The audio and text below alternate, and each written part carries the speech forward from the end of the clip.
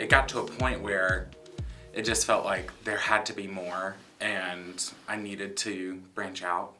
And so, kind of against my parents' will, I applied for a boarding school. They were like, if you want to do it, then you've got to do it. So I did it. And so I went to boarding school in Massachusetts for my sophomore year to senior year of high school.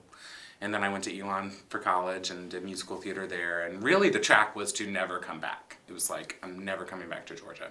Just life happens. I graduated school. I got my dream job in a Broadway tour and dream role, which I never even thought I could get. I thought I was never going to play that part. And it was just amazing. And so when your dreams kind of come true, you have a chance to reflect. And then some personal things happen.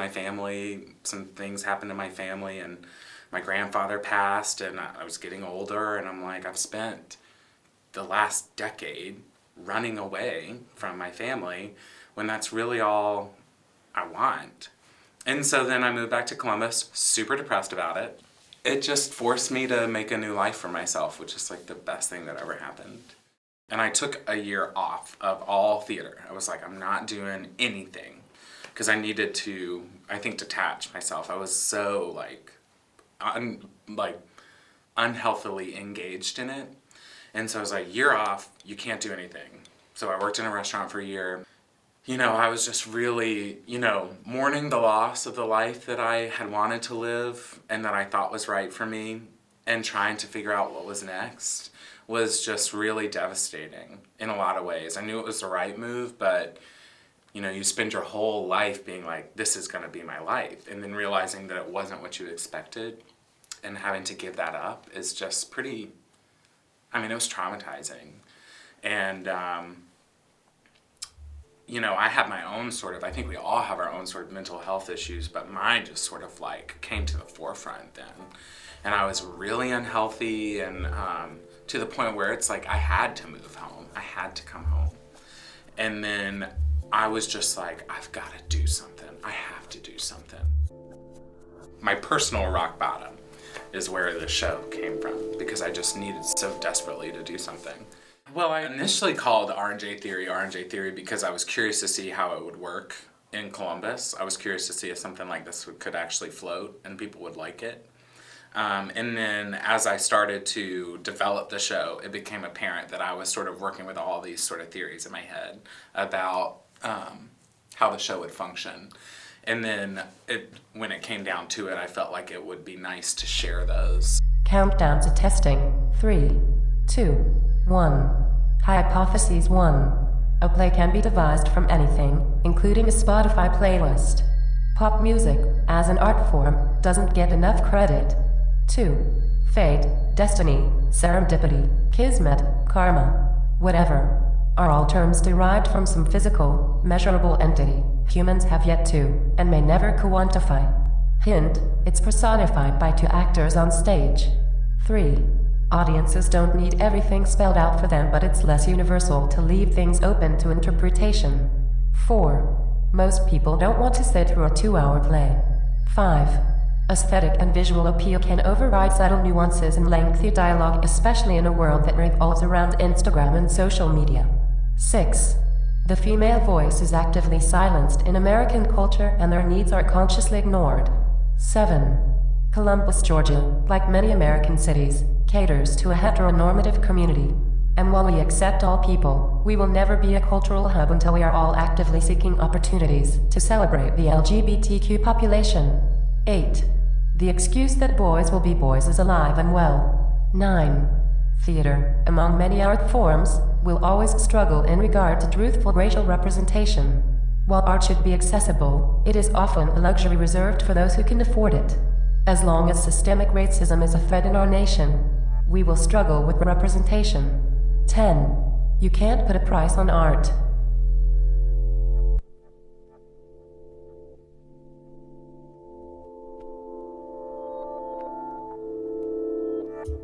I knew I wanted to make something that was very viable today, that would reach a lot of people and reach a demographic that I felt like wasn't represented, especially in the theater. and in Columbus. There's a lot of people who are working really hard to, just like I am, to further Columbus and make it better for people like me, I think, for the younger version of ourselves. But in a lot of ways it is the same. I feel definitely a lot of times on the outside, LGBTQ plus culture, it feels very isolating here. And I can't even imagine what it would be to be gender nonconforming in Columbus. That's a pretty terrifying thought to me. And I envision living here for the rest of my life. But I also envision being able to live here and also spend a lot of time out of here to refresh. And I kind of hate that thought, that to live here, I have to leave to be able to live here. It's sort of a backwards, like, well, then why do you live here? But there are things about Columbus that are just unlike anywhere else. I feel like I'm able to build something because there's not a lot of competition, and I have a unique experience that's not here, and a lot of that is fueled by my, having grown up a gay man and knowing that forever. So to me, I'm sort of like, this is the perfect place for me to be because I can just do. And there is that sort of like pushback a little bit that makes you be creative. I mean, that is a big story of R+J, is it was constant, like, no's, no, no, no. And so we had to, like, morph and then there were these big yeses that were like, oh my God, thank God. But yeah, a no in your face is probably the best creative juice you can get. I knew Romeo and Juliet pretty well. So I kind of knew what I was looking for. And the show just it came out so quickly. And I think that's probably what came first, is I was like, what are the big, most important things I want to highlight? And so I named the scene probably first, like prologue, and then exposition, and then the Capulet Ball.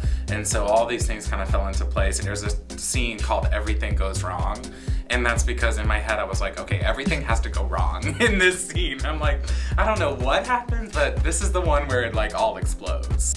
And I just knew, I knew what it was. And I think in like 2 weeks, I had the show done. And then a week later, I had all the concepts. I'd made all these character concepts. And then a week after that, my mom made me this whole set model just because people need to see it to believe it. I made little characters and I was plotting them out and seeing logistically, does it work? And in my brain, does it work? And then once I decided it did work, I just went full force with it. But I wanted it so overloaded that no matter what, at any given point you're looking around and there's something to look at. It's different because it is so abstract in a lot of ways. Setting that we put it in, the world that it lives in, where fashion sort of meets avant-garde, that sort of world is different, and just the music is a whole character of this. I wanted to create new associations for people, and then I think people really attach to it. I'm actually really devastated. I'm so sad right now. I'm really in a state of, it sounds crazy, but I'm mourning the loss of this thing that I had worked so hard on and that means so much to me, and it's over. And it's such a big part of my life. I mean, it's changed my life, and now I don't get it again.